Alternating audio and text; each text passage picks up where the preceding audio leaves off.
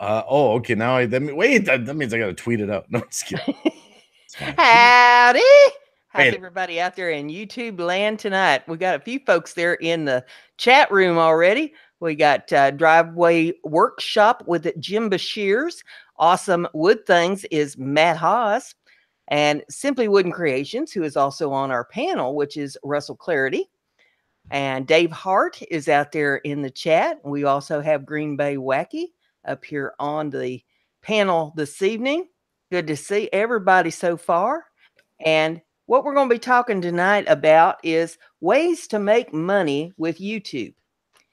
And I'm going to kind of kick this off a little bit once we get the introductions out of the way.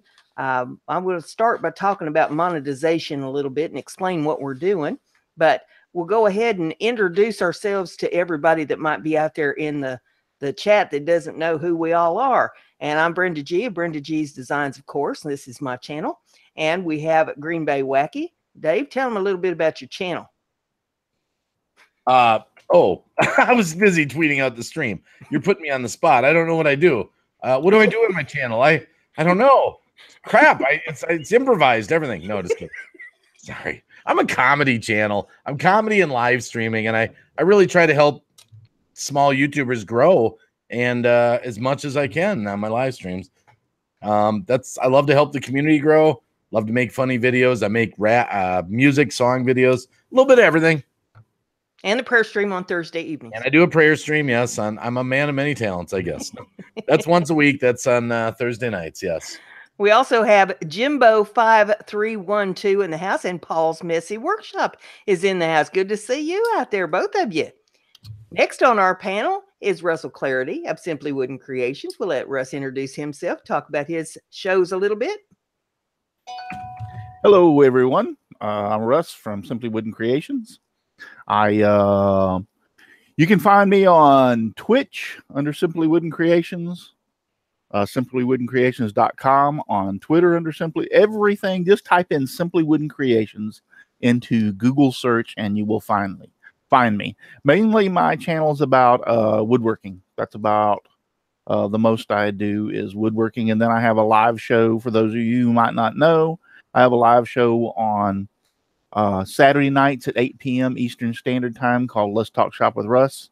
And then on Wednesday nights at 7:30 p.m. Eastern Standard Time, I have a channel Scrolling with Russ over on Twitch. Well, thank you, Russ. I'm also on Russ's panel on Saturday nights on Simply Wooden Creations. And Russ has a couple other things going on that he didn't mention and I happen to think of, so I'll throw them out there. He has a newsletter. If you go to his website, simplywoodencreations.com, sign up for his newsletter. And it has a little bit of information that you got to put in there in the beginning to get it going. And you'll get all kinds of good woodworking information there off of Russ's channel. He also has a challenge going on right now. Tell them about the challenge you got going, Russ, or is that over with already? Well, one of them is over with, and there's another one starting. Okay. The Whirligig Wars is the one that is over with.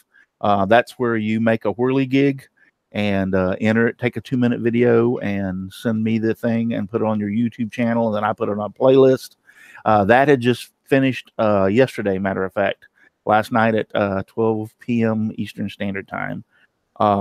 Pretty good. We had 11 total videos that came out this year. I'm really happy about that. Got a lot of great prizes for people that for the winners. And the next one is the Pallet Upcycle Challenge.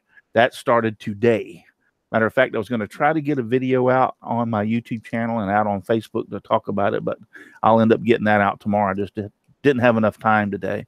But the Pallet Upcycle Challenge is where you take a pallet or pallets. You can use 100 pallets. I don't care. But you build something made from the pallet wood, and it has to be 90% pallet wood. You can use, if you have doors on your, like you make, let's say you make a cabinet, and you can have hinges and the handles to open and close the doors or drawers. That's fine. But all the wood, 90% of it has to be made of the pallet wood. Like I said, it can be 1 pallet or it can be 50 pallets. However many pallets you want to use, it doesn't matter. Cool. Very cool. And I will also mention that tomorrow is Russell's birthday. He's going to be 29. Yeah, I'm gonna be 29. I wish. Wait a minute, Brenda. That only applies to women. All right? If I was 29 with is women. Yeah, what if I was 29 with this gray hair I have? No, everybody laughs their butts off at me. Now I'm a little bit older than that. I will turn the big tomorrow. I'll turn the big 60. Wow. 60. Still a pup. Yeah, I'm still a pup. We've had a few more stroll in there to the chat room, so I'll say hey to them. We got 60 is the new 30, so don't worry about it. Yeah. Well, only thing about the 60 is what I used to do all night long takes me all night long to do. Oh my goodness. We got Lulu Love You in the house. Good to have you in there, Precious. We've got Josie in the house. John Franco's in the house. JD Night 7 is in the house. So we've got a few here strolling in. I'm going on down the list here, make sure that I have not missed anybody. H-Top Music is in the house. So great to have everybody out there. We got a nice group of people to talk about. Remember, click that share link and tweet it out, put it on your Facebook. Let people know we're live. Yes, I definitely appreciate that. Your Facebook, your Twitter, your I don't know what all they got on there. They got LinkedIn. They got all kinds of things, and that little share button down there. Just make sure when you post it on Twitter, just make sure you put in there Cab 7 is live. Oh crap! I'm sorry. It's Brenda G. Sorry. Yeah, but this is the Brenda G show. You lost track of where you're at, Wacky. I forgot. Well, like I said, what we're going to be talking about tonight is how to make money with YouTube. Now, some of us have gotten monetized. Some of us have not. The ones of us that have gotten monetized have found out in a New York minute that it is not what we thought it was going to be when we signed up for this job. There was a lot of people say, oh, there's big money to be made with the monetization on YouTube. Now, okay, let's get to reality here. I don't want to really burst anybody's bubble, but I need you to understand that it is not what they told you that it was going to be when you thought about this. Your friend saying, I know somebody that made $60,000 last year on YouTube with the ads and stuff on there, and you can make big money. You could sit home and just play on your computer making videos all day and make all this money. No. Wait a minute. I want to start a YouTube channel. That sounds pretty good. Well, that's what we all thought when we signed up for this. Sell it. That sounded great. That's really the big myth when it comes to YouTube and the internet. Yeah, there is big money to be made.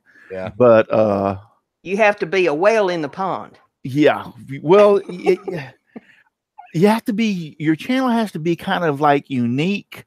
I mean, if you'll look, most of the big YouTubers that do make the big bucks are their channels unique or they're gamers.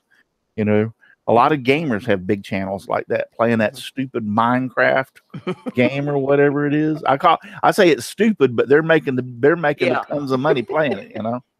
Well, the reality here is, and I did a lot of research. Remember, it's her show, guys. Whatever gets said here, it's Brenda's show. Blame Brenda for anything said. Okay. Well, I've done a lot of research on this. Okay, and here's the deal. For every 1,000 views you get on your videos, you're going to make between $2 and $4.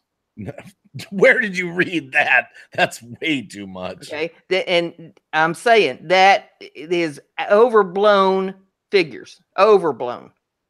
But let's just say, for example, that we're going to take the lower figure, the $2, which is still way astronomically high. If you wanted to make $300 a week, you would need to have 150,000 views minimum. A week. Yeah. To make $300 a week. Yep. Okay. That's saying you're quitting your job. You have a minimum wage job. You're pulling down about $300 a week. So you're quitting your job. You're just going to do YouTube full time.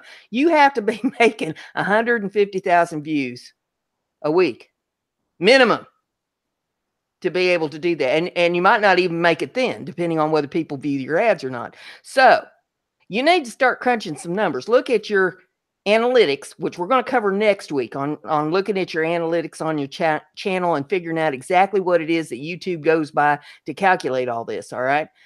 But look at your channel. Look at the videos that you put out in the last week and see how many views you've gotten on them.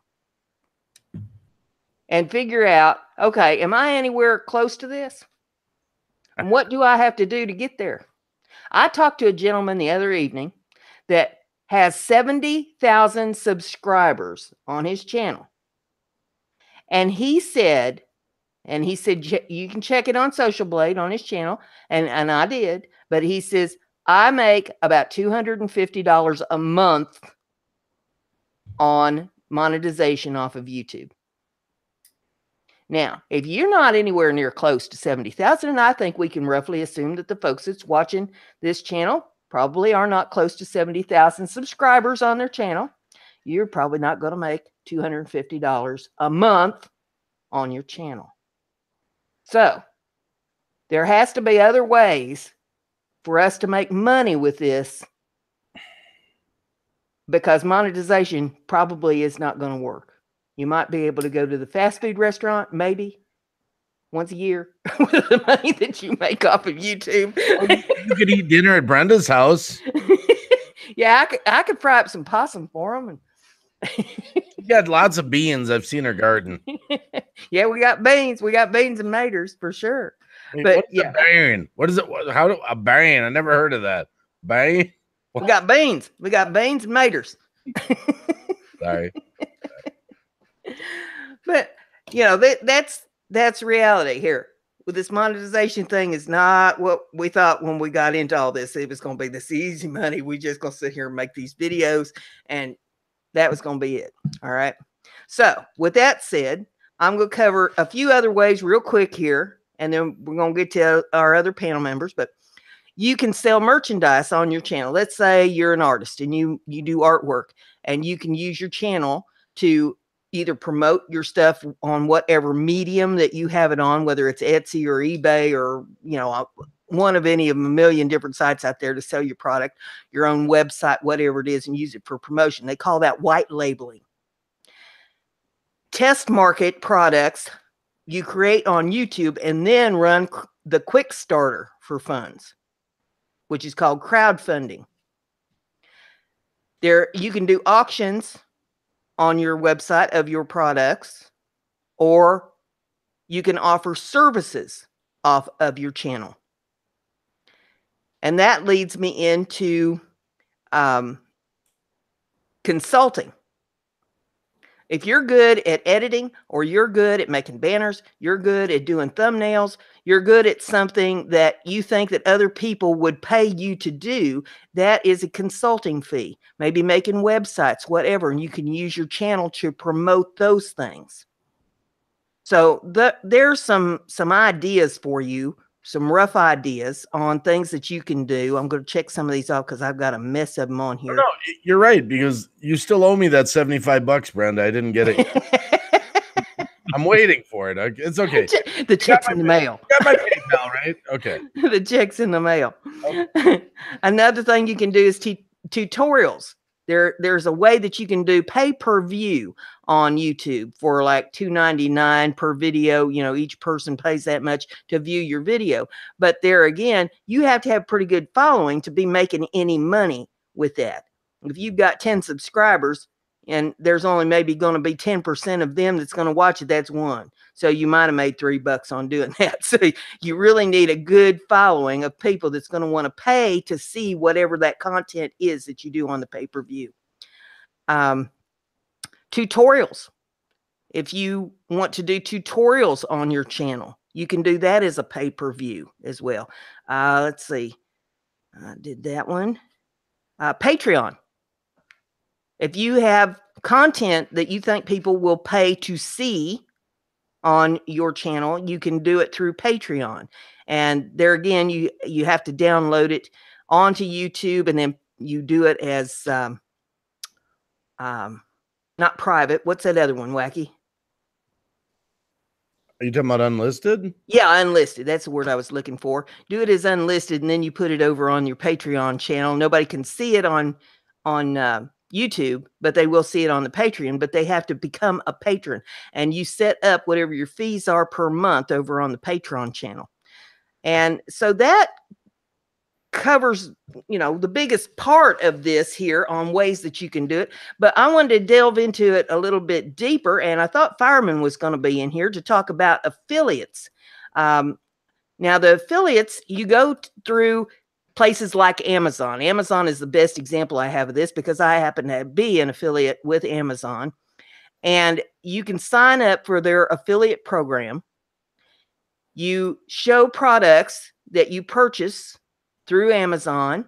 You get a link to put on your channel in your description for that product. So you do like a review on it. For instance, I did a review on my microphone, and then I put the affiliate link in the description of my video. And anybody that clicks on that affiliate link goes to Amazon. If they purchase the microphone, then I get, I don't know, $1 or something out of that, you know, you get a small amount. And if anything else that they purchase on Amazon, when they go through that link, you also get a little percentage of. But if you don't do a certain amount within a certain amount of time, they end your affiliate. Is all you have to do is reapply for it with Amazon. Different places are different with their affiliate programs. And I thought that Fireman might have some more to put in there, but he seems to be missing in action. I found that out because I was an affiliate on Amazon. You set my thing up a little while back. I thought, oh, it's cool. I'm all approved and everything. I found out if you don't do something with it, like over the course of 90 days or whatever, you're not anymore. Yeah, they will end it, and you have to reapply. But there are other places, I think, as well that do affiliate programs, and you can be involved with more than one. But you're going to be busy putting up the videos and promoting those affiliate channels that you happen to be on. Right. You know, there's that part of it. Russ, do you have any affiliates on your channel? I have Amazon, but it's Amazon's not only. I haven't really done any. I got a thing that's popped up on my Google calendar telling me it's my birthday tomorrow. Isn't that cool? I'm sitting here talking to you. Something comes out of the side of the screen. I'm going like, what the heck is that? It says, oh, by the way, it's Russ's birthday tomorrow. Really? Happy birthday to you.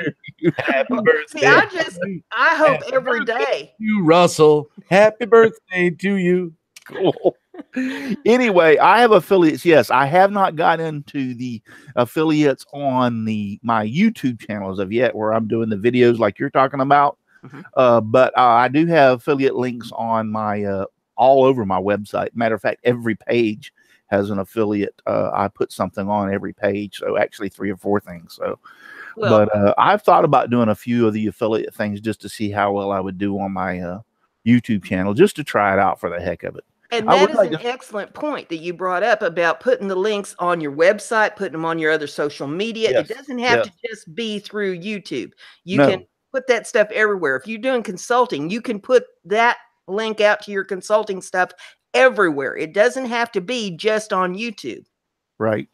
One of the things that you mentioned a minute ago, not in this path, but when you're talking about Patreon, I would like to talk about that just for a second, because I have a few of my friends, Zach Manring from one over at Southern Ginger Woodshop is one of them, and a couple others, and they pulled out of Patreon.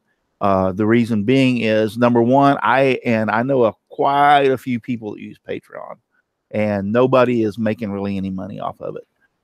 So it's not, to him and the others, it wasn't worth the hassle of going through putting the thing on YouTube, marketing unlisted, putting it over on Patreon, and they finally said, you know what, I'm making like $5 a month off of Patreon, and it's really not worth it. So they, told the followers, I'm sorry, I'm just not going to do this anymore, and drop their Patreon account. So I'll go back to say this, that it's almost like a YouTube thing. Unless you're really big, unless you have a lot of followers, not only on your YouTube channel, but let's say you have them on Instagram, Twitter, and all these, where you got a lot of resources to pull in, you might as well just figure you're going to make a couple of bucks off of it. And like I said, they pulled from it and just closed it down. They're not making any money. Do you know how much Philip DeFranco makes off Patreon a month? from his supporters, $50,000 to $150,000, and he doesn't have to pay it back. Wow. It's just support from his members. It's unreal. Yeah, I mean, I'm not saying that you cannot do it. I'm just saying that. No, I mean, I'm agreeing with you. You have to be big, like you have to be a big, somebody big. You know, you have to be the whale in the pond. Yeah.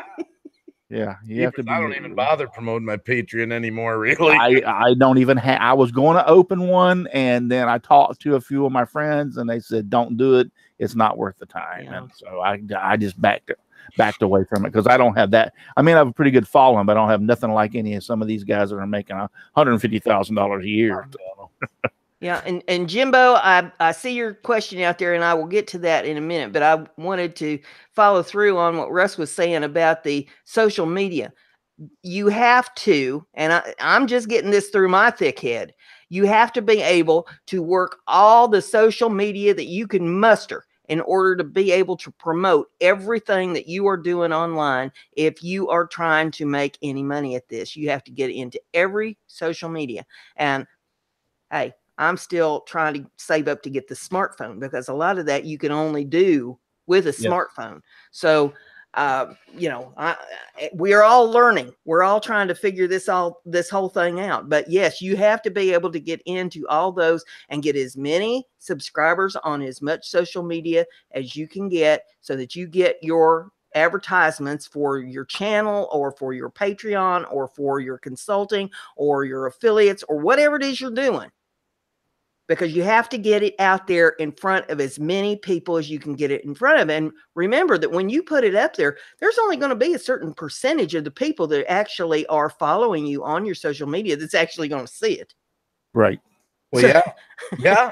I mean, that's why what I started doing with my live streams is I'm retweeting my stream up to 10 times during the stream. Like, because it's scrolling, you know? Okay, now I'm going to address Jimbo's question. It doesn't have anything to do with our topic this evening, but he says, how do you go about setting up a YouTube channel? The reason I'm asking is to send, like on Russ's with the Whirligig Wars contest, I did not have any way to send my video to him. Okay, Jimbo, you have a YouTube channel. Hate to break this to you.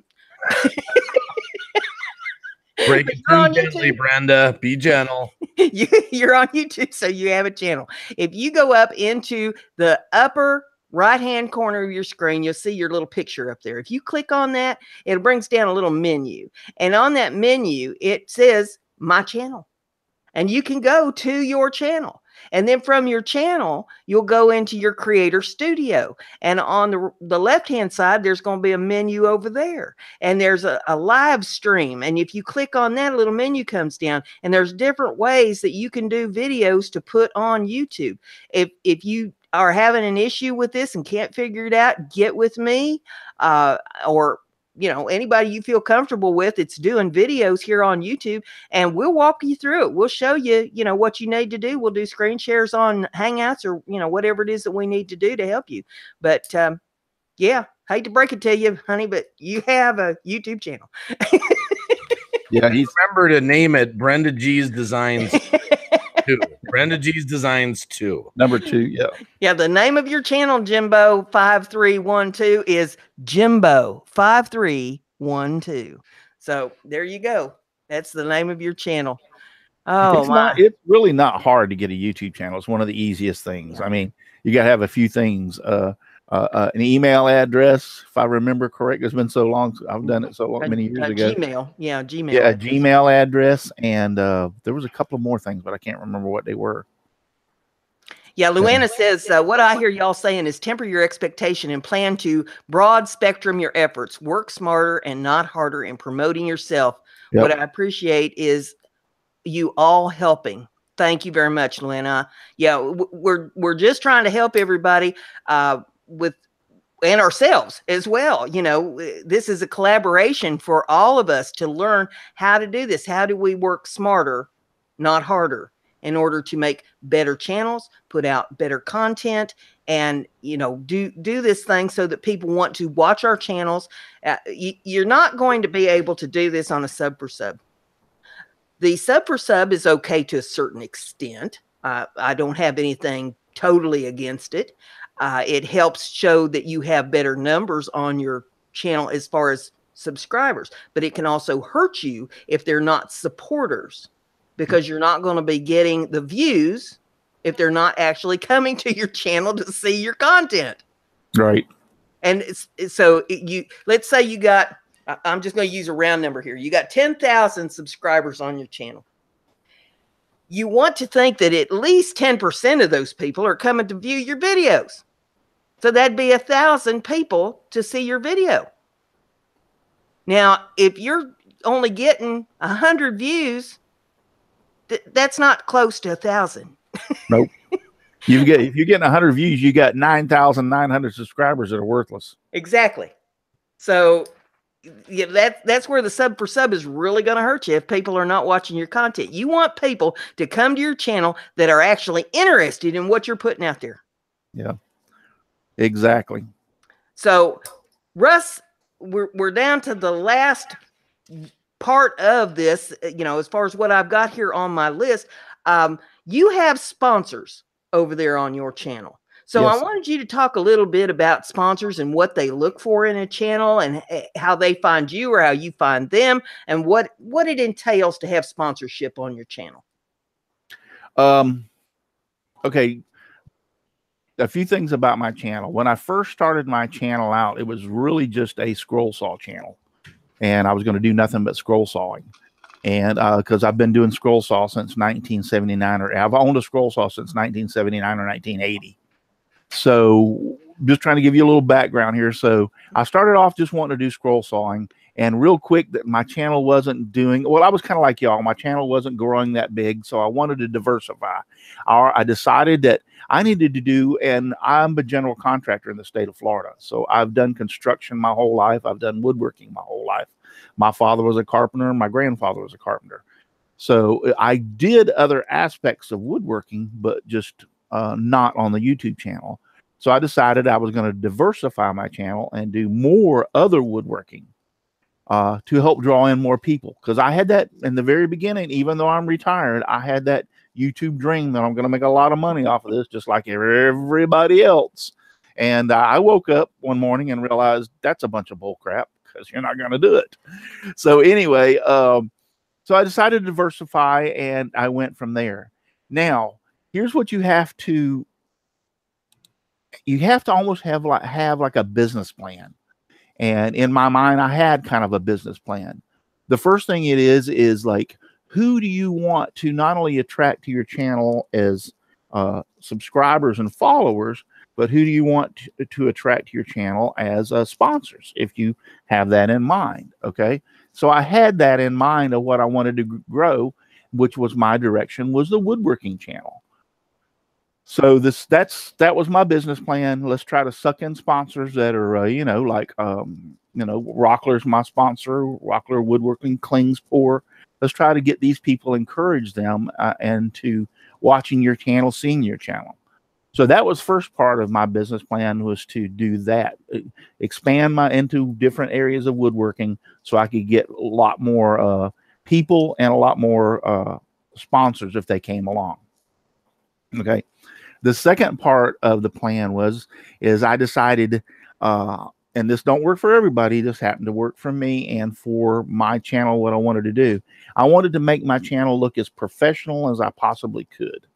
So therefore, I went into, paid a little extra bucks for the video editing software and try to get into, make my videos look a little bit higher end. I use green screen.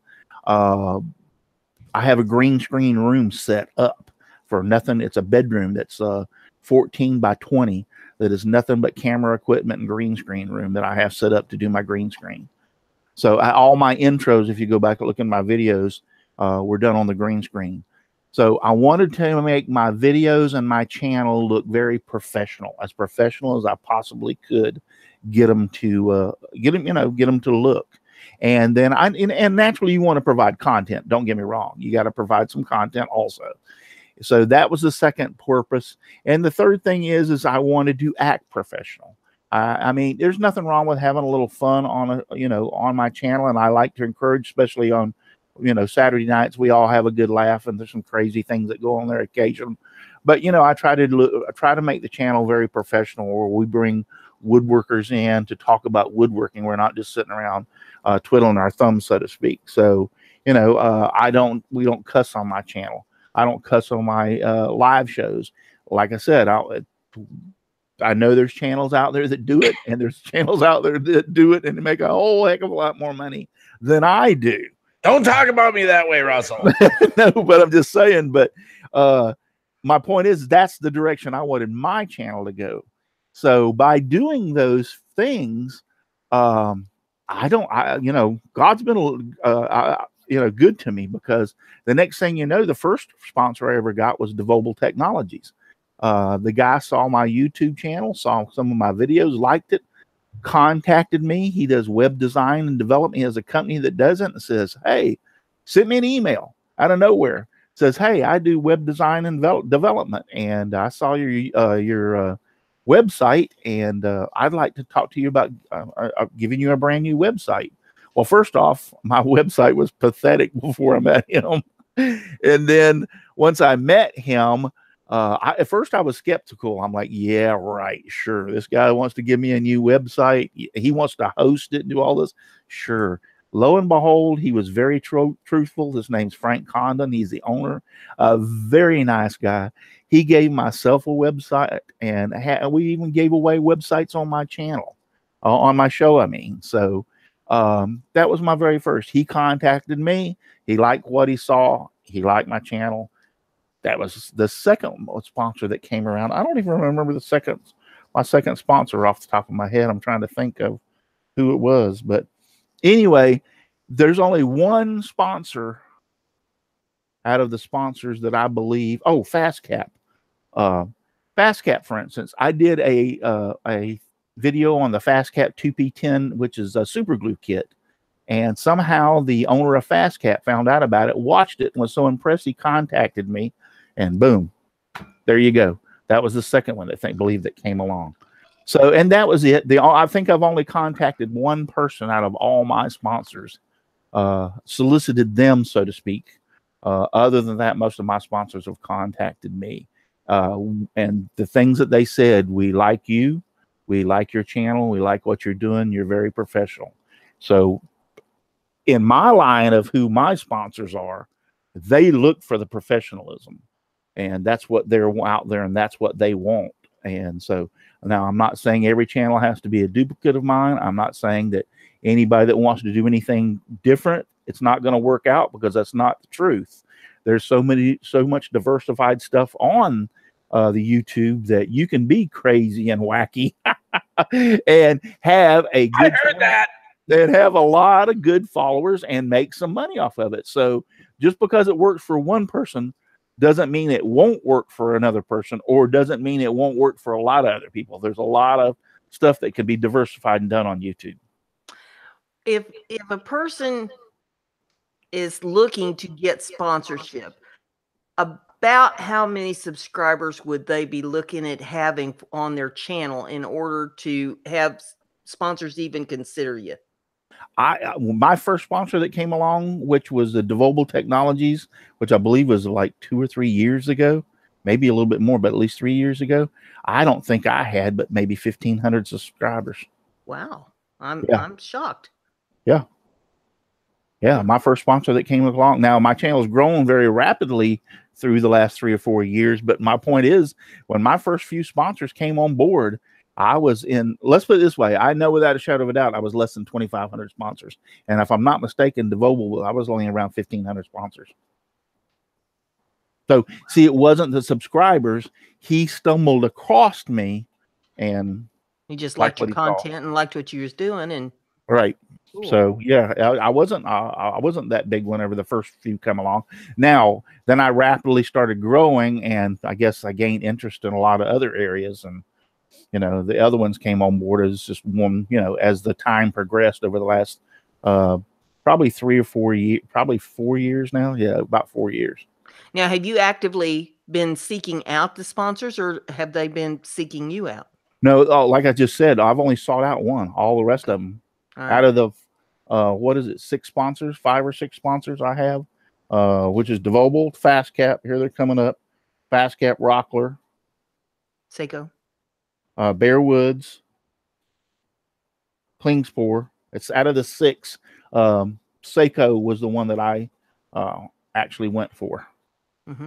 So, and actually sought out and got them. The rest of them just came on board one by one. Now the Rockler came about because of well, I take that back. I did kind of go after Rockler, but they came on board because I was noticed when a few years ago, I did my good friend Daryl Jones invited me to do they were having some woodworkers come in at the Rockler store in Orlando, and they invited me to come on. They wanted some woodworkers that did YouTube videos to talk to people about YouTube and woodworking and stuff like that.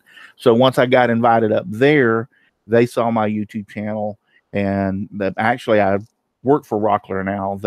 I teach scroll saw classes at the Rockler store in Orlando, but that's how that came about. And then I asked them, hey, I want to get a sponsorship. So I take that back. I did kind of go after them too, but it was because of the relationship of once I started working for them. I'm like, hey, I want you to sponsor my YouTube channel and everything. So did you see that question from Dave Hart to you, Russell? I don't know if you wanted to answer it or not. I can answer it. I haven't seen it. What is it? He says, do you earn money from sponsors or just product? Both. Both. I get products and I get money. Okay.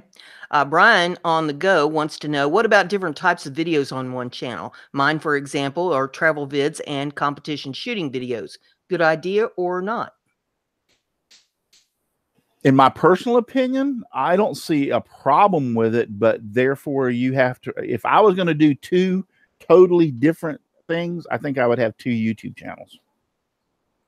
I really do, because I mean, if you're trying to gain one audience, so that means I'm going to have, let's say I got 10,000 subscribers, 5,000 of them like the travel videos and 5,000 of them like the woodworking. So I'm kind of hurting that channel because I'm going to get half of them to watch this video and half of them to watch that video. If you get what I'm trying to follow through. Right. So I think I would open up the second channel if I was going to do something that off key. See, now I was doing scroll saw work, and I'd never had a lathe before, and I bought a lathe and I started turning lathe. But lathe is woodwork, turning bowls and pins and stuff is woodworking, right? And so it goes right along with scroll sawing, so to speak. Okay, I was looking to see. My personal opinion is I think as long as these things were close, like you, Brenda, you've done burning and you've done crafts and you've done several other things, but they're all within a realm of being close to each other. Right. Even though pyrography is not the same as actual crafting, and the other things, or crocheting is not the same, they're all still in that general realm of each other. Well, see, if I was going after a sponsor, I would probably go after like Hobby Lobby or Michael's, or someplace that covers the whole gambit of crafting. Exactly. Not just go after a yarn shop or a manufacturer of yarn products, or crocheting or knitting products, or wood burning, that wouldn't fit in with the crocheting or something, so I would go after something that covers the entire gambit. Right now, my channel is all over the map, and that is because summer hit, and I have been redoing the channel, and I've been trying to do 15,000 things at one time. I've been working on social media. I've been working on editing. I've been working on just fixing the channel, because everything, according to Dave and Fireman, they're like, what kind of a mess have you got going? And I had to get all kinds of new equipment and everything, so the summer has been a mess, but my channel will, I guarantee you, it will get back to what it's supposed to be. And I'm hoping by late fall. I just want to throw in, just so you know, I'm after any sponsor with a checkbook, and I will take MasterCard, Discover, Visa, and possibly Diners Club, depending on where it's good for. Hey, I'll take traveler's checks. Yeah. Do they still exist? I think they do. Wow. I think they do. Let's see. Luana says, if you have sponsors, you support them too through demoing their product in your line what your channel is about. Compare and contrast products. How about life skills channels? Yes, I will agree with that. If you have sponsors, you need to be supporting their products. I mean, I'm sure there's probably contracts. Am I not right, Russ? Are there not Yes. contracts with these sponsors? Yes. So you are promoting their products and demoing their products and the things that you are making on your show.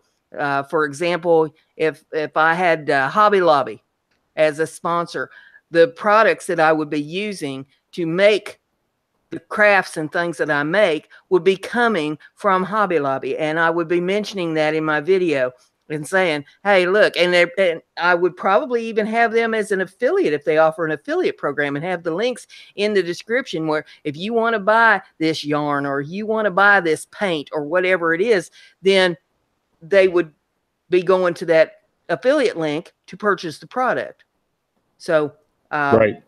you know, there would be contracts and things involved in this that you are doing your part in order to promote that sponsor to your channel. Yes. For instance, like on my Twitch channel, when I do the scrolling with Russ on Wednesday nights, I use the Seiko scroll saw. I promote the Seiko scroll saw. I use Bear Woods Pegasus blades. I promote Bear Woods and their Pegasus blades. So, yes, you want to promote their products. A lot of my promotion is everybody sees them right behind me over my shoulder. Plus, they give me stuff to give away. So that's a promotion. Mm-hmm. Also, when I'm promoting them by giving stuff away. Right. Right. And when I do woodworking videos, yes, I promote them in that also. Yeah. Matt says some sponsors like Beds, Casper, for example, don't fit all channel content, but they're a good sponsor nonetheless. Yeah. So it depends on what your channel's about, and it depends on who you want to go after as far as the sponsor is concerned. I'm sure there's some companies out there just don't sponsor YouTube channels at all. They probably think that YouTube's a waste of time. So, you know, you need to know that up front when you approach these companies. Would you consider taking a look at my channel and seeing if you like my content and like what I'm offering? Have you ever supported another YouTube channel before, and find out what their experience has been? Always ask questions when you go into this. Don't just go in there with, hey, you know, I have this big spiel about how wonderful my channel is and how great I am, and you need to sponsor me because, hey, I'm the best that there is on YouTube. You are the greatest, Brenda. You are the greatest. You go in and you ask some questions to these people and see where their head's at, you know, and see if you can at least get them to take a look at your channel and, you know, consider the idea. Brian says, I have a sponsored demo product coming very soon. They're asking for their website address in the description. Can I still monetize and include their website address? What say you, panel members? I'm sorry, I was looking at something over here that I was wanting to tell you about, but Brian says, I have a sponsored demo product coming very soon. They're asking for their website address in the description. Can I still monetize and include their website address? Yes. Yes. You're talking about when you do the demo video, talk about their website? Right. Yes, most definitely. A lot of people don't like it. Yeah, YouTube doesn't like that off-site getting people off YouTube. It's, you know, I mean, you can do it. I mean, YouTube may demonetize you for that, but I would put it up there and find out. Yeah, I don't think they're going to demonetize you unless your whole, let's say it's an hour-long video and the whole hour you're doing nothing but talking about, you know, Greenbaywacky. And Greenbaywacky is a company that's, you know, in Wisconsin. Then they might do something. But if you just put it in your notes in the description of your video that I like to say something about the, you know, Greenbaywacky's website and their products, or you put it in the video, hey, this has been sponsored by, or I'm doing this demo. I bought this handsaw from Greenbaywacky in Wisconsin, you know. they're not going to, for something like that, they're not going to demonetize you. Yeah. The way that I handled it when I did the review on this podcaster microphone is I talked all about the podcaster microphone. I told them everything that there was to know about the podcaster microphone. And then I said, if you're interested in checking this out further, there is a link in the description of the video for you to click on. Right. That'll show you more about this microphone. Yeah. Or you can just say their website address, you know, www.greenbaywacky.com. I don't know if he has one like that, but No. you could say that, and they're not going to. I do. Okay, well, He wishes he had one like this. I do have greenbaywacky.com. I really do. so yeah, I'm so talking about the microphone. but my point is, if you for a solid hour did nothing but plaster their name and that's all, yeah, I think they would not monetize that video. Yeah. So, you know, there's a little tip for you, Brian. All right. Matt's going to jump off. Hey, it was great to have you in there, Matt. And I will mention at this point, the next week, Matt's going to be on the show. We're going to be talking about analytics and the Creator Studio and how to use them to your advantage. Good man to have right there. Matt, see you later. Good He's night. a wealth of information. Sleep tight. Don't let the bed bugs bite. Love him to death. And we've had a whole bunch of other people come in here, and I know I ain't said howdy to everybody that came in, but I love you nonetheless, every one of you. Kind of scrolling up through here, June Galls. She said she loves you guys in the chat, not me. You guys in the chat. That's all right. She have you ever told him about when Brenda's on my panel? Sometimes I've called her Debbie. Yeah. Before what else? That's my evil twin. Yeah, Debbie's her evil twin. Debbie, Darlene. Darlene. One time I called her Darlene. For me. Yeah, so I have a hard time. It's the dangest thing. And like tonight over there on when I was on Twitch, I had Paul Corliss in my ear telling me what I have a headset that I can hear him over the phone, and he's telling me who's all in the chat because I couldn't see it. And I called him Al Forte. I was like, "Hey, Al," and he goes, "You mean Paul?" And I've called him that a few times. Well, we got one more to cover here, and I'm going to turn Dave loose with this one. Oh no, he's the king here, and that is donations to the channel through Super Chat and PayPal. And what are you wanting to know? Well, how does it work? I mean, is it a good thing to do? Is it a bad thing to do? What's the ups of it? What's the downs of it? Well, I hear it all the time. I don't understand this myself. People are like, I'm turning the super chat off. Number one, why? Did I miss something here? And they go, well, Google takes 37%. I mean, it's 30%, but really with extra fees, some speculate it to be higher. Yeah. Yeah, so there are other fees. There's some Apple fee, and there's some kind of tax or something else that they add in there. Right. I still don't understand that. I'm turning Super Chat off. It's kind of, with me, it falls in the category, something's better than nothing. Yeah. A lot of people don't understand Super Chat either, and I don't like it when people knock people that want to get their name up on a channel like, oh, you're just doing that to get your name up there. So what? It's your money. It's your money. Yep. Okay, I got to do this for Dennis Goodson real quick. Yeah. Oh my goodness. Oh my goodness. Okay, go ahead. Well, people have this negative view of it. It's like, look, if I'm on a busy chat, okay, if I'm on Omar Gosh's live stream and he's got 4,000 people in there and I want to say something to him, look, I'm going to support his channel and put my message up. Hey, best to your wife or something like that. He might read it. Doesn't make me a bad person. That's the only way to get the message up there. Doesn't make him a bad person for having Super Chat on.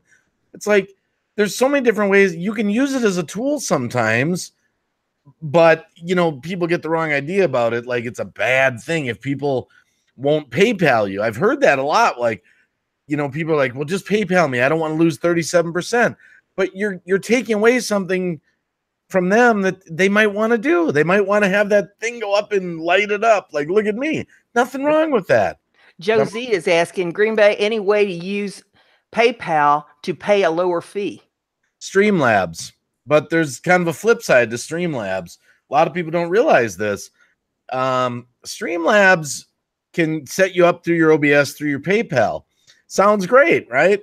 Well, when you go to make a donation through Streamlabs, you're the person watching the live stream. You have to give Streamlabs permission. I kid you not. You can look right online for this. You actually click the box that says, I agreed to allow Streamlabs to manage my YouTube channel. And the same thing with Facebook and the same. I'm like, are you kidding me? Yeah. I was on Burger Planet stream one night. That's kind of a crazy guy. And I went to give him a donation. I'm like, hey, man, I'm going to throw you $20. And I go on there. I'm like, he didn't get the $20, needless to say. There's no way. I know how people are like, oh, it doesn't really mean that. Just click it anyway. That's the kind of society we live in. It says, I agreed to allow Streamlabs to manage my YouTube channel. Yeah, read the fine print. So, again, you're going to miss out on donations from that, and you won't know that because people are privately like, I'm not going to click that. What about the people that donate to your super chat or even PayPal for that matter, and maybe they donate quite a bit of money and then they think you owe them something? Yeah, that comes up a lot. That's happened in the past. I've had a few issues, not a lot of issues, but a few.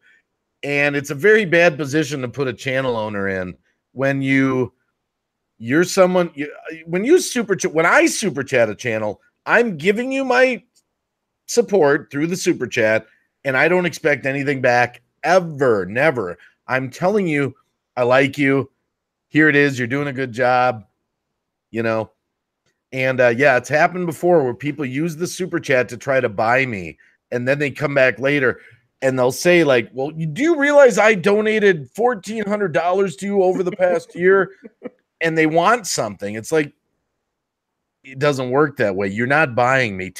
And then I've even had it happen before where someone wanted something like that, like a mod wrench or something like that. And then like, we'll give me my money back. I'm like, wait a minute. You don't understand. People don't understand the super chat. You are actually giving money to Google. You're giving it to Google. Google processes it and actually is just then giving me a cut. So a lot of people don't realize the channel owner does not control the super chat. And it takes like 6 weeks to get them anyway. Yeah. If you make enough money to get it in 6 weeks. Yeah. Two things real quick. First off, thanks Dennis Godson for bringing that up, that she had to hold a sign up on my show one night so I'd remember her name. I really appreciate that, dude. Thank you very much. Anyway, I'm just kidding. I thought it was funny myself that when she held the sign up, I was laughing. The second thing is see, now I get my Google Chat money when it comes in my monetization check. Yeah, that's exactly right. That's what he was saying. It takes about maybe 6 weeks because if you get it August the 1st, then it's not going to process until the end of August, and it'll be almost the end of September before you get the check. Yeah. If you've made $100 right 30-day period in August to get the money.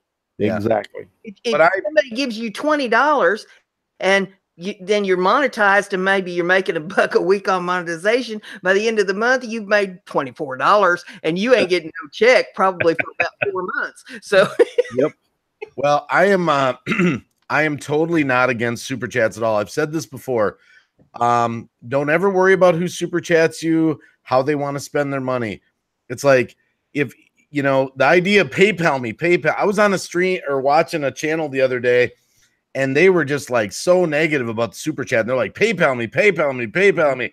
And they were like, I know you want your name up in lights, but it doesn't matter. You're hurting my channel. I want the PayPal. Who are you to make demands on your supporters? It's like, be happy to get anything. Trust me, that's the way I am.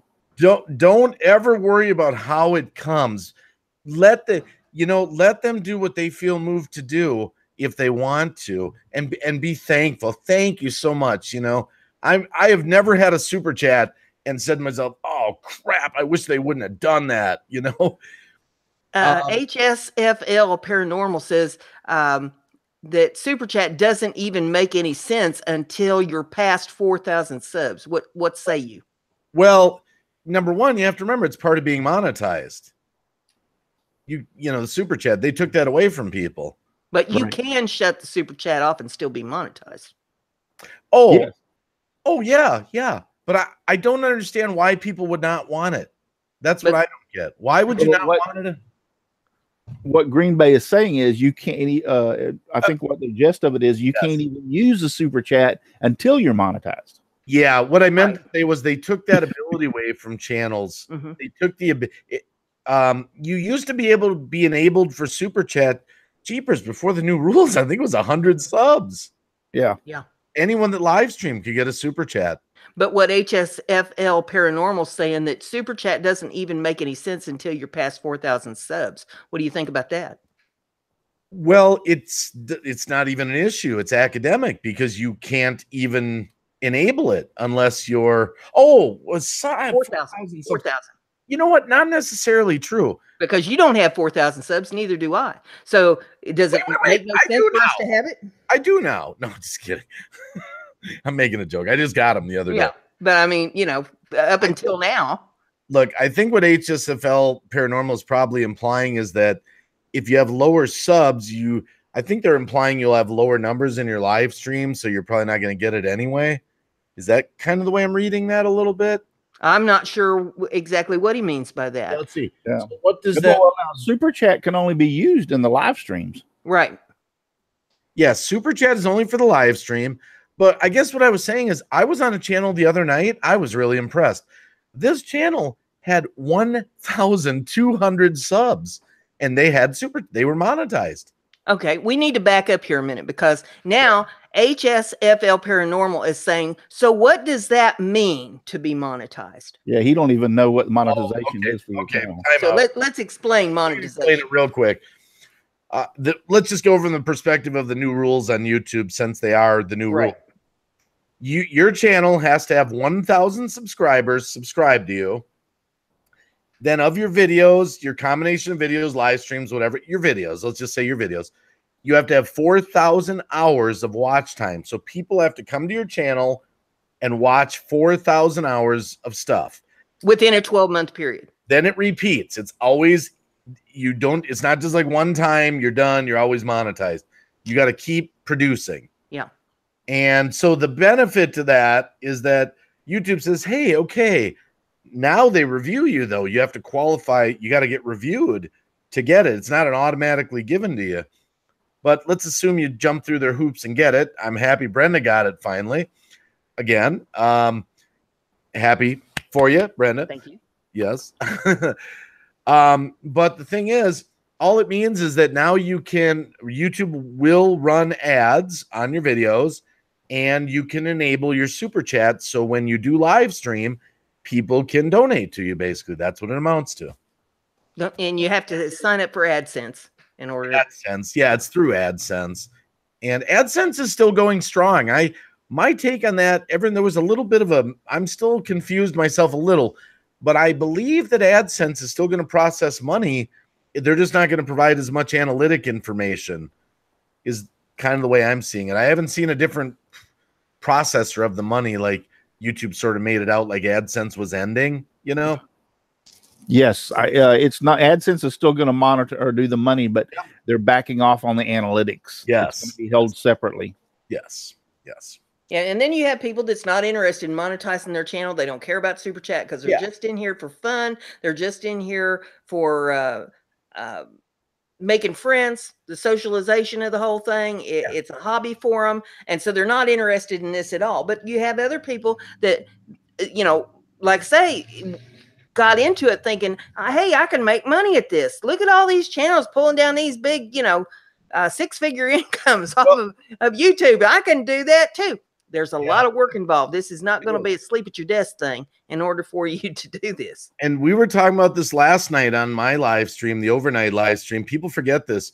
You are your brand. People forget that. You are your brand. Yeah. You are your brand. Yeah. And well, that goes back to what Russ was saying about being professional. You know, you're setting this up for success, not failure. So look at what you want to draw to you. If you got sponsors in mind that you want to draw to your channel, you want them to say, hey, I like this person. I like their content. I like the way their channel looks. I like the way they present themselves when they're on here. And now, you know, if you're going after, you know, Mutt and Jeff's Car Wash or something, you know, you want them to say, hey, this is the kind of channel that I like. You know, they got cars on here, and, you know, maybe this is the kind of thing that, you know, it's a national car wash dealership thing. And they say, hey, this would be great because they're presenting to everybody in the United States here that has a car. And, you know, that's what I want. But, you know, if you're going after, well, for example, I'm talking about maybe Hobby Lobby or something of that nature, you know, some big company that has all kinds of craft supplies.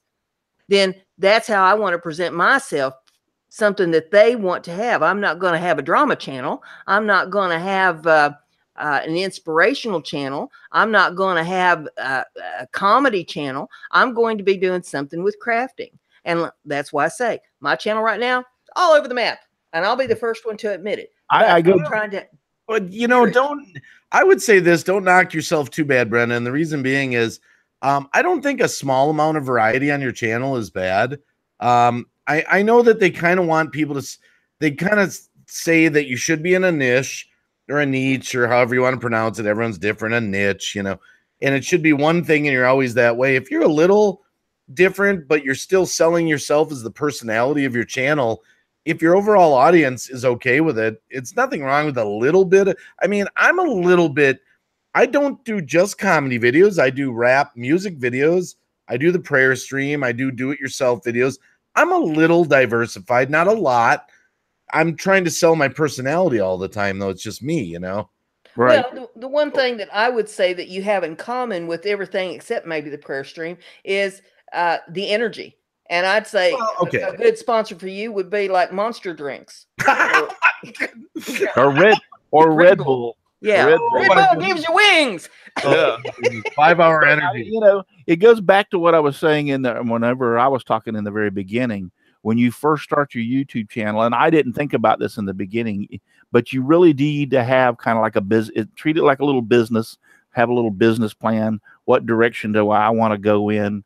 And, but I will tell you this much: dreaming about making a bunch of money on YouTube is like, might as well play the lottery. That's about as good as your odds. Yeah, sit at your front door and wait for Publishers Clearinghouse show. Yeah, because thing about it, every once in a great while, and I don't understand this, and I still don't understand it to this day, somebody will come along and start a channel and come up with something a little different or a little quirky or a little this or a little that, and make 1 or 2 videos, and all of a sudden their channel just goes on fire.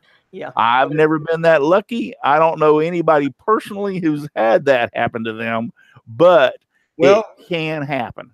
I know of a channel in my community that I always talk about in my live stream that's blowing up, and I'm really impressed.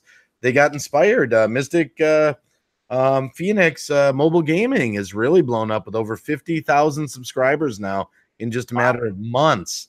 And I'm shocked. And they come to my live streams all the time. And I'm so happy for that channel. Like, wow. So it's kind of like Russell says, once in a while, someone just gets, you know, whatever it is. And but then you hear the stories carry through to millions of people, you know, 1 story for every million people. You know? It is like you might as well try winning the lottery, because it's going to happen, but they're few and far between. Yeah. I learned that. Trust me. To be honest with you, I've gone beyond. I'm not worried about it. I'm retired. I'm in this now. At the first, I wanted to make a lot of money. Then the reality came. It's not going to happen. I do have the sponsors, and I enjoy them. One of the main reasons I have the sponsors is for the freebies to give away to, you know, the people that watch my show and stuff. That's kind of one of the main reasons. I enjoy them. I like working for them. They're all a bunch of great people. Otherwise, I wouldn't be working with them. And so that's one of the things as far as that goes. But I've learned I'm not in this for the money anymore. I'm having fun. I wouldn't have met Brenda. I wouldn't have met Green Bay. I wouldn't have met a lot of people out there in that chat tonight had it not been for my YouTube channel, had it not been for my Facebook page. So I now am in this. I'm having a blast. I'm meeting new people every day, and that's what keeps me here more so than anything. Yeah. And I was reading some in the chat. Dave Hart, you have to play to win. Yeah, you got to decide first off what you're doing here. If you're going to do it as a business and you're serious, most people are not willing to give blood. I give blood. I sacrifice time with my wife, my family, my kids, whatever it takes, and they support me. And I'm lucky. I'm very fortunate to be self-employed. I can do that. But a lot of people are not willing to give the blood. And then they don't, and they wonder, why am I not blowing up? Why am I not, you know? Yep. You don't make videos, you don't live stream, you don't invest in equipment, you don't, you know. Yeah, and there is a lot of investment involved here to do this. I mean, you're going to have decent camera. You're going to have decent microphone. You're going to have editing software. You're going to have a decent computer. You have to have a decent hookup to your internet. You have to have lighting. It may be more than one camera. When we were discussing before we went live here, you know, sometimes you have 4, 5, 6 cameras involved in all this, depending upon what you're trying to shoot. Yeah. So, a lot over of on my Twitch channel, whenever I do my Twitch, I'm running 4 cameras on Twitch. Yeah. And you know, a lot of people, I hear it all the time. Oh, it's fine. I hear that. Oh, it's fine. If you say, oh, it's fine, you're probably never going to make it here on YouTube. It's like, I am my worst critic. It's like on my live stream today, I was playing some old footage. Me and Rebel State Sovereign did some fake news videos together. And I heard when I did not have my Yeti microphone and I had my old mic, and I was cringing. I was like, oh, I'm cringing. Because I could total difference with, you know, so you always got to just be going to the next level. You know, I was so impressed with Russell's setup when he showed me that tonight. Oh my goodness. I'm like, Russell, you're getting me inspired. You know, I got 2 webcams going, but now I think I want to go for 6, you know? Yeah, you have to have good video quality. You have to have good sound quality. You have to have good editing quality. And you have to be creative with all of it at the same time. When you're pointing, I like to say one thing when you're pointing that out too, about that is, if you had to choose between, now we're not talking about the live stream, but I mean, that does work for the live stream too. Don't get me wrong. But if you're doing videos, you could actually get by a little bit with the video quality if you had good audio. People will drop your videos in a heartbeat if the audio is horrible. Right. I mean, they don't even want to be around. So you could have you could lessen on the video quality and get by with a better audio quality. But even on the live streams, I went to this this wireless headset type of deal for me, because if I'm doing stuff like on Twitch, you sound good. You sound good. When I'm doing Twitch and stuff like that, I'm moving like Green Bay. You're right there in front of your mic, but if I'm here on the scroll saw and the mic's over here, it doesn't pick me up as good. Yeah, so, a directional microphone would not work for what you do. Right. So that's the reason I went to this headset, is because now it doesn't matter if I turn left or right or pick up this tool or do that. I still got the good quality audio.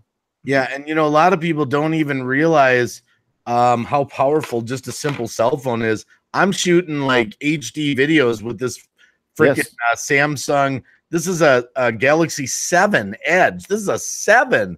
And the quality on this is better. I've got a $700 freaking Nikon camera with zoom and auto, focus and everything. This phone blows it out of the water. Yes, they're good. Those are. So smartphones today are high quality cameras. Yeah. Now, I'm not saying that when you first start out on YouTube that you have to have the best of everything. No. You start out with whatever you can afford to start out with, but you come to a point where if you're going to get serious about this, and you're going to try to get sponsors, or you're going to be trying to teach people through your Patreons, or you're going to try to get affiliates engaged with you, or you're going to try to teach tutorials or something, you're going to have to upgrade your equipment. So you need to be figuring that all in. Plus, at the same time, understand you're not going to be making any money when you're doing this off of YouTube. All right. You got to learn to be crafty, because I'm very crafty. If you don't know how to be crafty with equipment, learn how to be crafty, or talk to somebody to learn how to be crafty. I'm doing HD live streams on a Dell Optiplex 790 that I simply upgraded the RAM and the video card to. It kills it. It's only a 4-core computer, and it runs better than my kids' gaming computers. So you got to learn to be a little crafty. Just changing your webcam out. A lot of people are, oh, it's fine, with their old webcam. It's like, no, it's not fine if you want to grow as a business. Melissa Faith has a question for you, Dave. She says, I am starting out. What is the best camera to buy, computer, laptop, and is a cell phone better than a camera? Let me read the question so I can kind of address it in the way. What is the best camera to buy, computer, laptop, cell phone, better than a camera?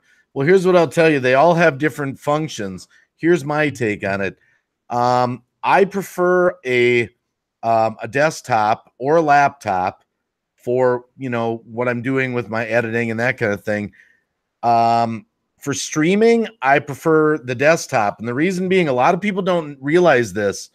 When it comes to a laptop computer, you're stuck with the video card in it most of the time. You can't upgrade it for higher quality. So people go to Best Buy and they buy $1,000 laptop, and they call them gaming laptops. And so they do this. They get home and they find out they live stream and they're buffering and all that. They can't figure it out. You can't upgrade your video card. So I, personally, like for live stream, I like a desktop because it's upgradable. It would have to be a desktop with a camera, because desktops don't come equipped with a camera. No, with a webcam. Right. But me and Russell were just talking, the Logitech 920s and 922s are very affordable. Even if you're on a budget, you can get them used for about $50. You can buy them brand new for about $75 to $100. Yep. You can get a laptop cheaper than you can get a desktop. However, here's the kick. Before you know it, your laptop's going to look like it's on life support. Yeah. What I was running into with mine. I had microphone plugged into it. I had a better webcam than what was in the laptop plugged into it. I had the charger plugged into it. I mean, there was cords all over the place. And all of a sudden, your laptop is not portable anymore. Plus the fact that it's running out of memory. It can't keep up with everything that you're trying to do. It's not holding all the stuff you want to put in it. And so if you just go with a nice desktop to begin with, you've saved your money, overall. You're not looking to replace something every time you turn around. Yeah, right. People make the boneheaded mistakes. Not sorry to call it a boneheaded mistake, but people are so obsessed with green screens right now that they'll do anything to get a green screen up. And then they don't have any power in their computer, so they go with OBS. I've seen it, and they go out live, and they're like, "Look at this! I got a green screen now." It's like, dude, you're not even moving, and it looks terrible. You don't have any power to run this green screen effect that you're doing. Go ahead, Russell. Oh, I was just gonna say, I hate to disagree with y'all in one aspect, but laptops are okay. You just have to make two things. You have to make sure that you spend the money to get a good gaming laptop. There are laptops out there that are good gaming laptops. And number two is you can't load the laptop down with a lot of bull. So in other words, I have an HP Omen, a gaming laptop is what I'm using right here. But now this was an $1,800 laptop. Two things. It's got plenty of RAM, plenty of everything, and one of the best video cards on the market. But number one, this stays out here in my shop. That's all this thing does is run my shows. So the second thing is I haven't put a lot of bull crap software. Yeah. As soon as you start loading bull like games and stuff on this, it's going to start sucking up the RAM in the background, and you're going to run into problems. The only thing that's on this computer is the bare necessities. I have OBS software. And, I have Facebook, naturally the internet, Facebook and Instagram and stuff like that, but I haven't loaded it down now. Well, I'm going to add to what you're saying. I'm not against laptops. First of all, I have 16 of them. Yeah. I have tons of them. I'm not against them. I think the reason I talk down about laptops to the average person, a lot of people don't. I'll rephrase. There are laptops that do have swappable video cards and all that, but a lot of people don't have $1,800 to $2,000 to buy them. So that's the reason I'm trying to talk more affordable with desktops, upgrading desktops and that kind of thing. If you have a lot of money, your budget's not as big a deal, you can get a good laptop. I'm not against them. Yeah.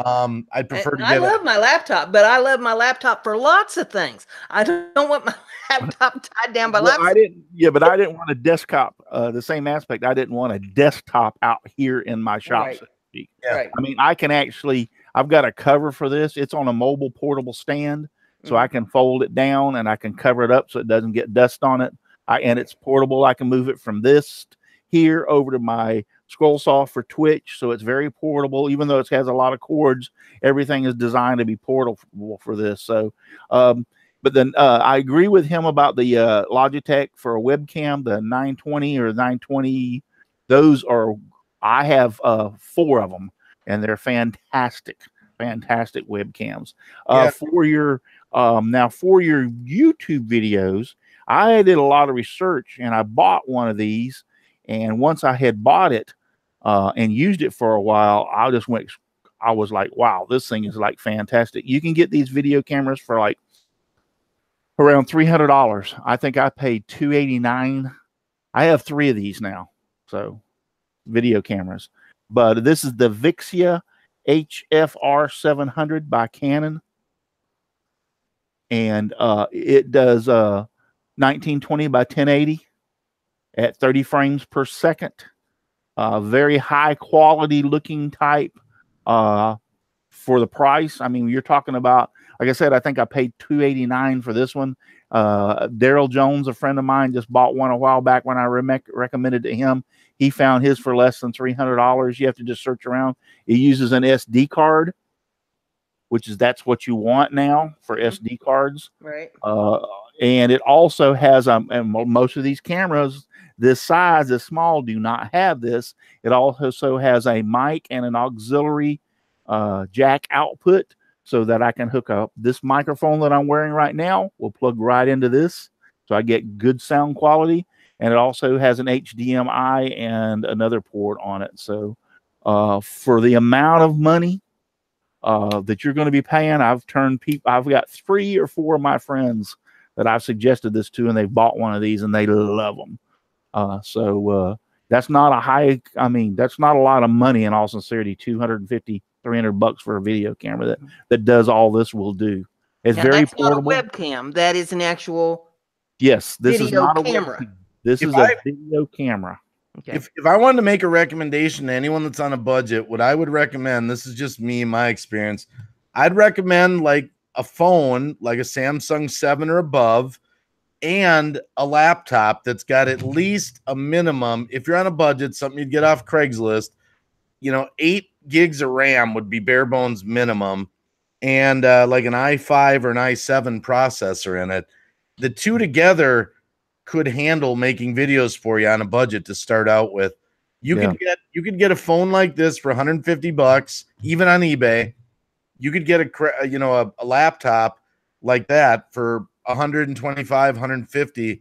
I know that might sound like a lot, but $300, couple cords to connect them together, you could be making a lot of videos with that would have a reasonable amount of quality to them if you can go with an editing software like a Wondershare, Filmora, or something like that. So I've got a bunch of my friends that started out on a budget. If you're on a budget, long time used their cell phones as video cameras to shoot. This is 12 megapixels. I mean, it's unreal. It's like and this is a 7. You go up to an 8 or above. Oh my goodness, they're probably up to 16, 20.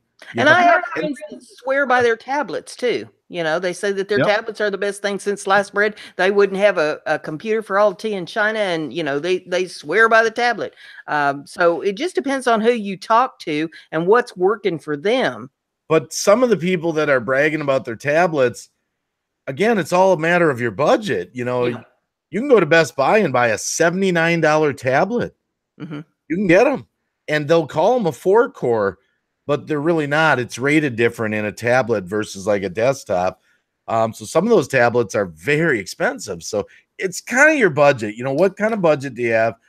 And then a lot of people just don't do the research, because they just run to the store like a box store and buy something without research. I mean, look at man, you made good investments after talking to me and Fireman, and you decided, we tweaked you out, and Fireman then took you through what you needed. And Melissa Faith is asking what kind of desktop. I'm not the person to answer that because mine's custom. Well, part of it are the specs of it. They all have the potential to be good. Whether I like HP, I like Dell. A lot of people like Asus. I mean, there's a lot of but what you're kind of after are the specs of it. A lot of people don't really understand the specs. The number of cores, the processor, the video card is very important. You definitely want a video card. Yeah, you definitely want a video card that has onboard memory and does not share it with the computer. This one is running 2 gigabytes of memory. It's actually not that great of a video card. It's an FX 1030 by NVIDIA, and it's getting the job done pretty good though. But I could go better. I could go 4 gigs, built-in fans, all that. But then this one's pretty good though on a budget. Yeah, you want to have a decent hard drive. You want to have a decent motherboard. You want to decide whether you want one that has the DVD writer rewriters in it. How many fans has it got to it? Is it going to stay cool enough, or is it going to be overheating and shutting down on you every 5 minutes? There's a lot of things to keep in mind. You can get some cheap desktop, but it's not going to be what you need in order to be at this proficiently. You'd never want to be on, you really don't want to be under 4 cores. You don't want, a lot of people buy these dual cores and then they're like, why is this so slow? You want to get into a 4 core or a 4 core that hyper threads to like 8 or an 8 or even better on the cores. And if you want to be double digits on RAM, really, this one I've got 16 gigs of RAM in right now, which is reasonable. It doesn't hit that. Another thing that people forget, they do this all the time. I say it all the time. People forget when they're streaming and stuff like in their house. I've got a 150-foot Ethernet cord. I bring the Ethernet cord right to my computer because people are doing wireless through walls and they're losing their signal. If you can get directly and I've got a good tri-band router, gets into really good numbers. I still run straight Ethernet for live streaming. Yeah, and your operating system plays a part in this too, because we've got people out here in the chat room that's using Vista and Windows 98. Wow. What? Windows 98? Did someone really say that? Yep. I gotta take my jacket off. We gotta talk to these people. Yeah. Oh my! I love my Windows 98. By the way, I still have a computer somewhere. I think that probably has it. No, I don't. I'm kidding. I've got Vista though. I've got a laptop, Dell Studio with Vista on it. It actually is fine for just web surfing and keeping files. Wow. I don't think it's that low. I think mine's Windows XP on the computer that runs my CNC machine. I loved XP. Oh yeah. I've got 10 now, but I miss my XP. Yeah, but that laptop is set up where it does nothing but run my CNC, the software for my CNC. In other words, it's bare to the bones, but it doesn't. That's all it does. XP can still get a lot of jobs done. Yeah, yeah. That's one of the reasons I didn't upgrade it to anything else, because the Vista and all the others consume so much of your RAM. XP was designed for not consuming a lot of your RAM and running stuff in the background. Now, I'm going to make a statement that'll shock people too, and I swear by this statement. And every time I say it, they're like, "You're crazy." And I've been years. I'm talking years, not days, not months, years. And I don't have any problems. I don't run a single bit of virus software on any of my computers. Listen, the virus software is the virus. I'm telling you. No malware bites, nothing. I run completely, no problems on any of my computers ever. I'm just telling you. I know you're gonna be shocked. I know you're gonna say, "No way." I melted down. Lord have mercy. Because I have made the mistake of letting mine expire, and my computers get eat up. The virus software gets its tentacles into your system. I'm just telling you, that's just me. Believe me, and I've talked. You better be knocking wood. Never. I'll tell you what. Haven't had it for 5 years. 5 years. Never had a problem at all. Luana wanted to know, is quad core and 4-core the same thing? Yeah, quad core, 4-core. Yep. All right. And it's real simple to check them. Like if you're ever buying something on Craigslist, it's simple to actually type the code in to pull up the system information. I actually made the mistake once of buying a computer. The guy told me it was a quad core, and it was only a $75 computer. And I trusted the guy. I was in a hurry, met him in a parking lot, and I didn't fire it up and I get home and it's a dual core. I'm like, yeah, you son of a,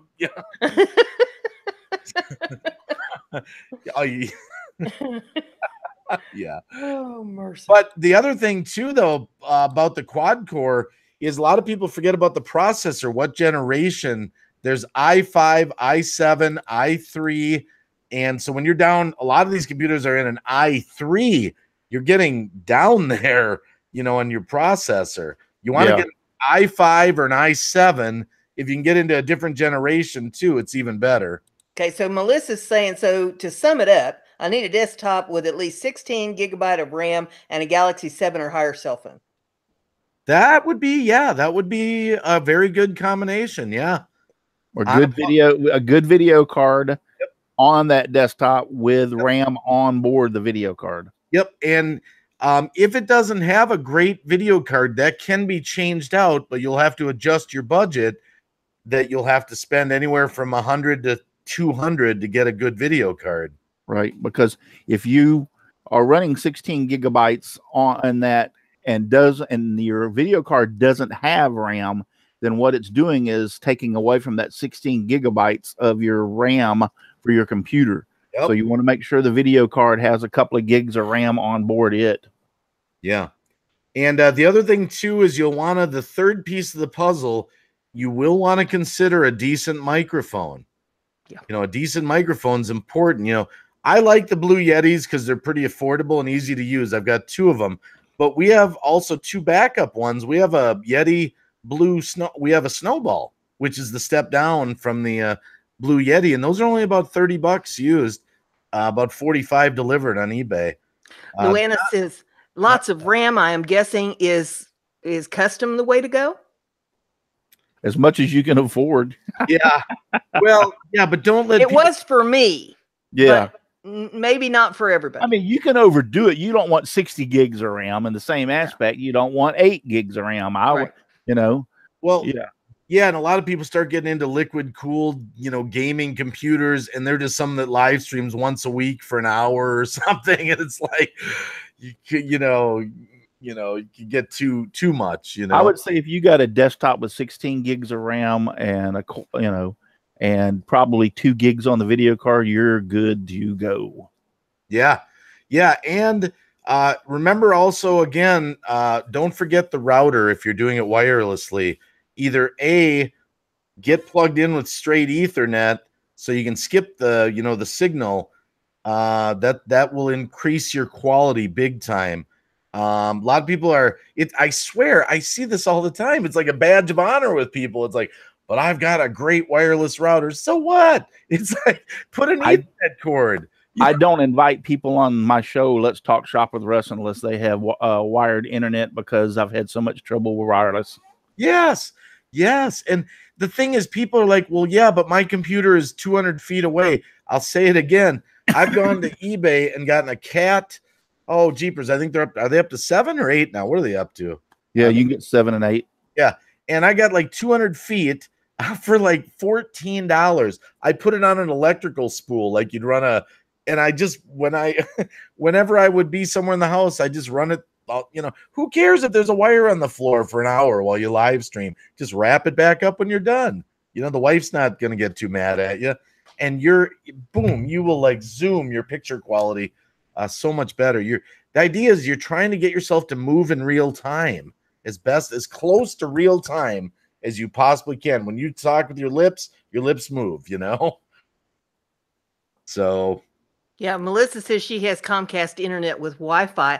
I also have Comcast internet with Wi-Fi. However, there is an Ethernet plug on the back of the modem, and I plug into that, and I run the Ethernet cord over to my computer so that I am wired directly into that. You don't have to run Wi-Fi just because it is Wi-Fi. Now, my laptop, I run Wi-Fi because it's in the other room in there. And if I'm just hanging around on Hangouts or watching videos or something like that, that's fine. But if I'm going to be live streaming or I'm going to be doing videos, I want to be wired directly in to that box. I'm wired and the rest of my house is wireless right now. So everyone that's watching Netflix and all that kind of stuff, that's the other thing too, is be aware of what's going on in your house, because now our internet service is getting better here.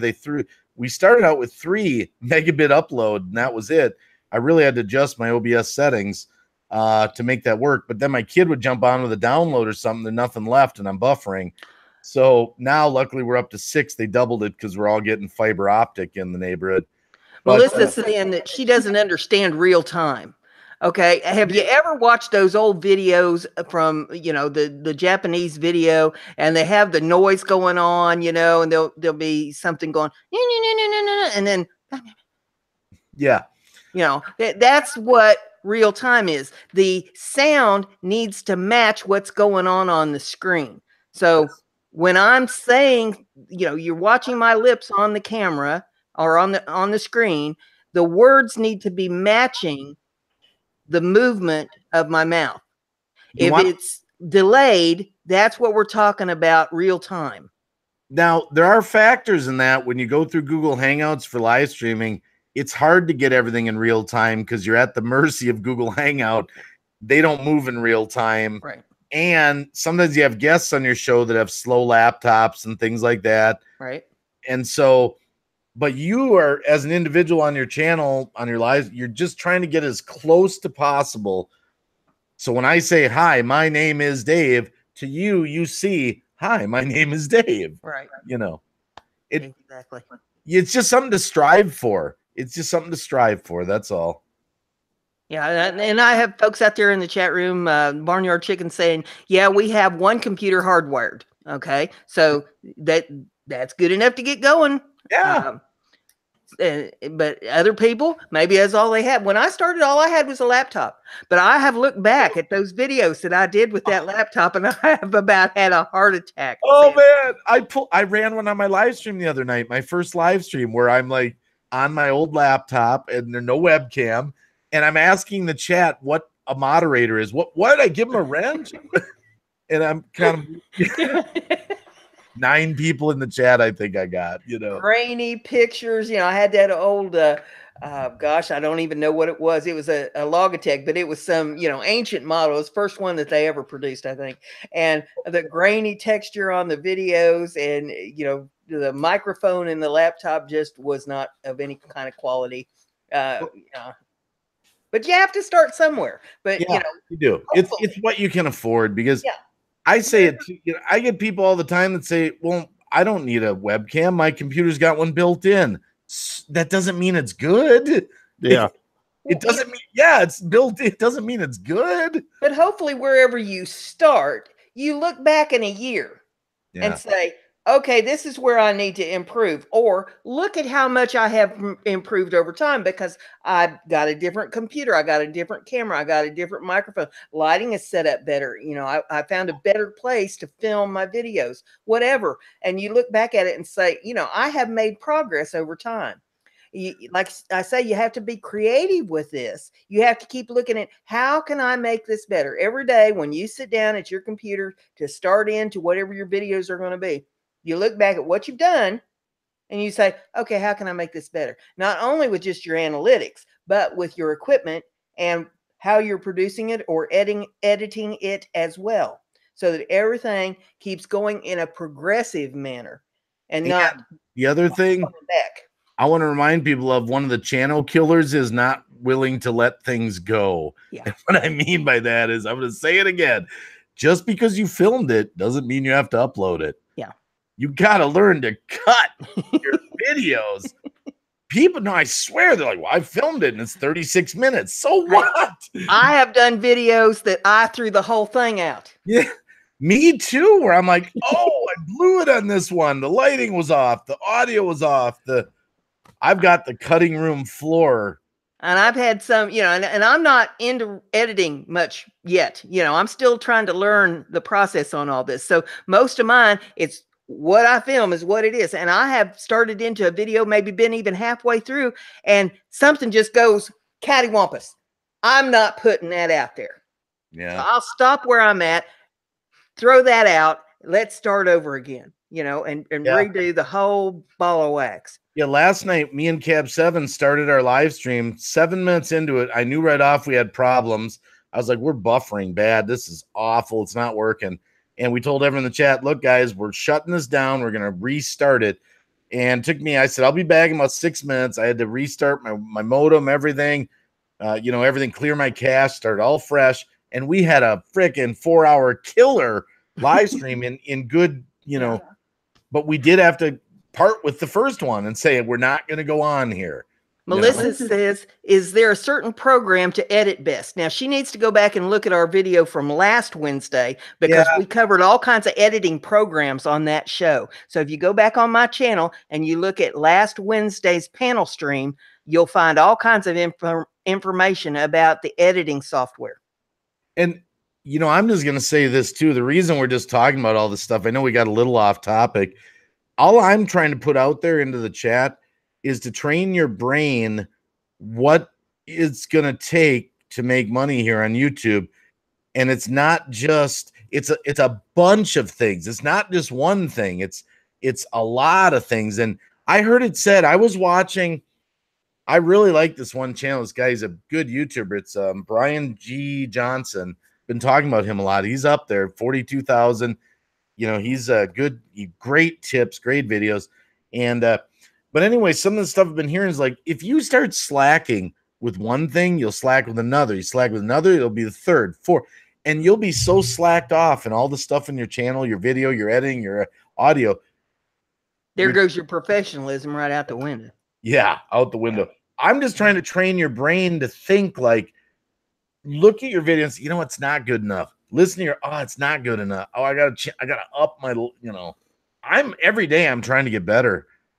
Well, I think this has been a good stream. I mean, we've covered a lot of different ways that you can make money with YouTube without having to rely on the monetization, and how to get your channel to the point where it is professional enough that you can draw in sponsors to your channel and help you make money with this. But like I say, this is not a sleep on the job thing. You're not going to lay down at your desk, put your head down and sleep through it and think a check's going to come in the mail. You have to do your research. You have to do your social media. You have to get your equipment improved. You have to learn how to edit. We're all still trying to learn these things. Okay. There's none of us in here that's perfect at this, but we are figuring out a little bit about it. And hopefully this is helping those of you out there in the audience. If you have more questions about this, feel free to put them in the comments on this video. Once it uploads, it should upload here in a couple hours to YouTube, and we'll be sure and get back to you with the answers. And you can direct them at me or Russ or Dave, whoever. I'll make sure that they get the information there and get back to you.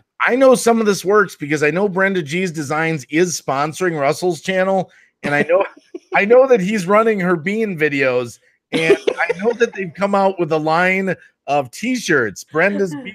Yeah, Brenda's Beans. It's Bean Snappers. Sorry. Sorry, Oh, Russell. Sorry.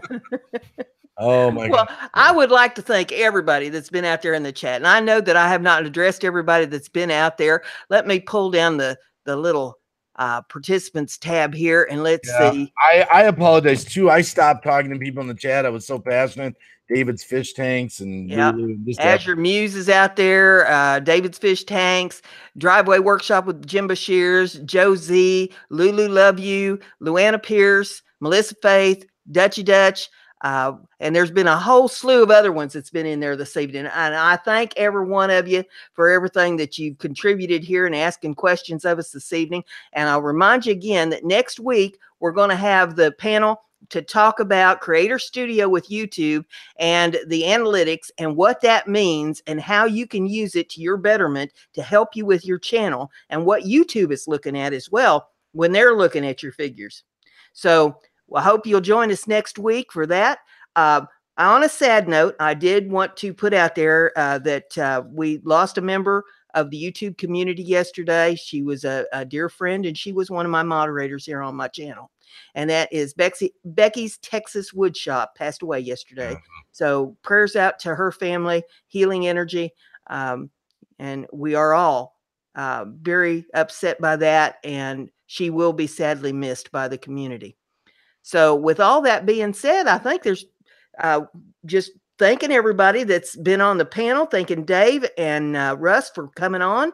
I appreciate all your contributions. I think we've been giving a lot of good information out there this evening to everybody. Anything you'd like to add, Russ? I think my microphone's going dead, so nope. Okay, we wore out his microphone this evening. Yeah, and I didn't. Yeah, his microphone is shot. How about you, Dave? You got anything you want to add? No, I just got kind of carried away there. I was having good spirited conversation there. I know I was silent for the first half of the show, and then I went crazy. I apologize if I cut Russell off or anything. No, you did fine. I was just getting into it because I love computers and tech talk and stuff. I just love that, you know. No, everything's good. Like I said, yeah, this transmitter uses batteries, and so it runs about 3 or 4 shows. So this is about the 3rd or 4th show, so they're getting weak. Well, with all that being said, I think we're going to say goodnight to everybody out there this evening. Yes, Corkboard TV is in the house. I'll say hey to him. Sheila Daves is in the house. I love every one of you. Thank you all for coming, and we'll look forward to talking to you again next week. And remember, Brenda's crafty. Be like Brenda. Night, y'all. Good night.